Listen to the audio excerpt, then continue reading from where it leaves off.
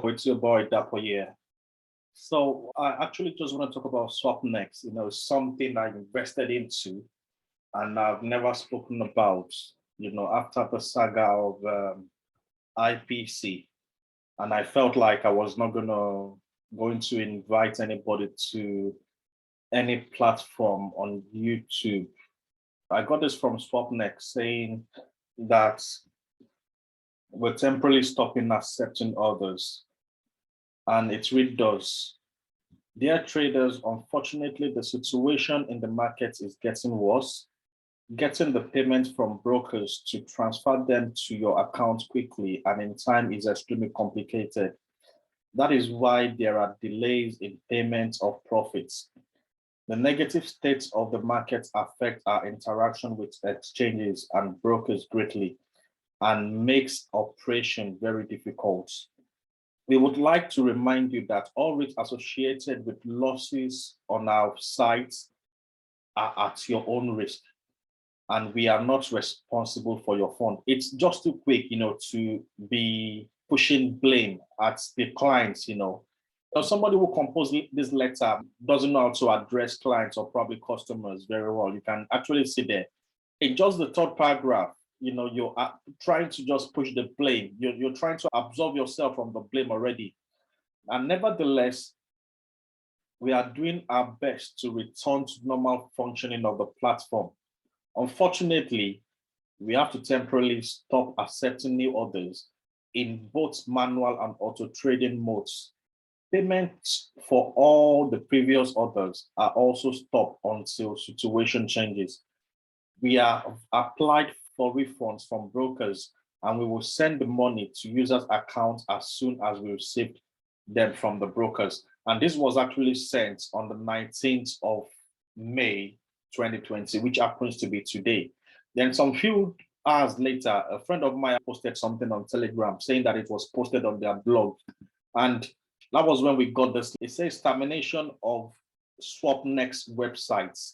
Now, if you want to look at this very deeply, you sent the first email on the 19th of May, and the next email you sent was on the same day.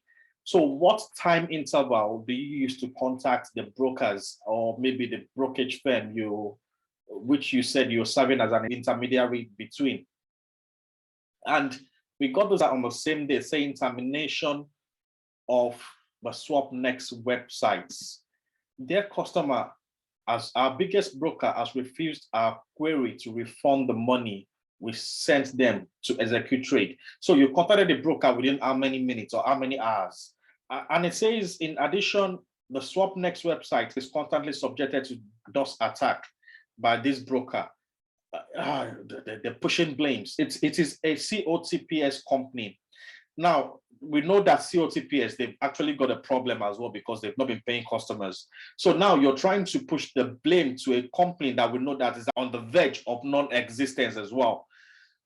So through it, we have been running our orders and making payments, which you actually never told customers that you were actually in partnership with COTPS. You never mentioned it on your website that you're in partnership with COTPS. Now, when you've got a problem, it shows you that Swapnex is not willing to accept responsibility here. As you may remember, we are not a classic arbitrage platform. Yes, and we are merely intermediary between you and the markets. According to Swapnex terms and conditions, we are not responsible for any financial loss and risks that the cryptocurrency pair involves. Yes, we know you're not responsible for any loss, during the cryptocurrency bearish turn. But for you to be pushing blame on COTPS now, saying that, they serve as a broker between you and the clients, it just shows that you don't want to accept responsibility that some of these things are your fault. And it goes thus, according to Swapnex terms and conditions, yes, now you're trying to say, yes, you should have read the terms and conditions. And what everybody tends to be saying that you should invest the amounts you're willing to lose. So the amount you're willing to lose is actually a relative term, which applies to the clients or the investor or the traders. Swapnex is just looking for an escape route here. From this moment, our website stops operating and all liability for your debts is the COTPS responsibility. So it shows that it's just a quick way out for them. Blaming a company, COTPS, that is actually on the verge of extinction. Because now, what do you want the investors to do? Go back to COTPS, blame COTPS for everything, a company that we can't get a direct communication to. So the investors is actually left in limbo. There's nothing anybody could actually do about it. Yes, the funds are gone. The only thing what people can actually do is to rant about it on social media, rant about it on Telegram. But really, there's nothing no one can do about it. The same thing happened to IPC. There's nothing we could do to IPC.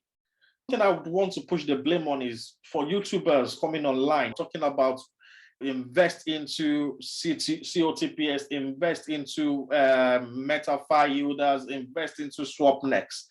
It shows that everyone is just on about the percentage he or she gets, about the 10%, about the 15% they get. It's like everyone comes on YouTube now talking about this investment, talking about that investment.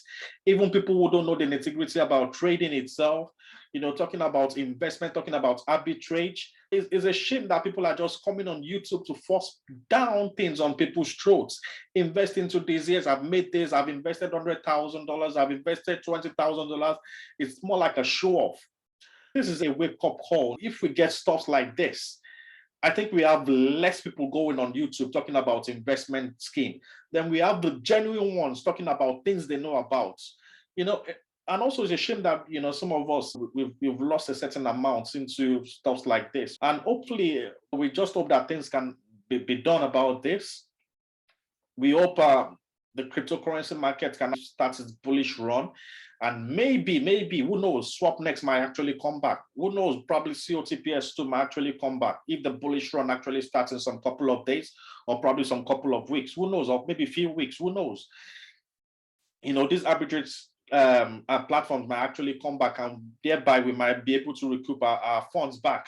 But as for now, we're just left in limbo. There's nothing we can do than just to force our hand, see what happens next. That's it for now, really. We just have to wait. We just have to play the waiting game. Thanks for watching my YouTube, and you can subscribe to get more updates.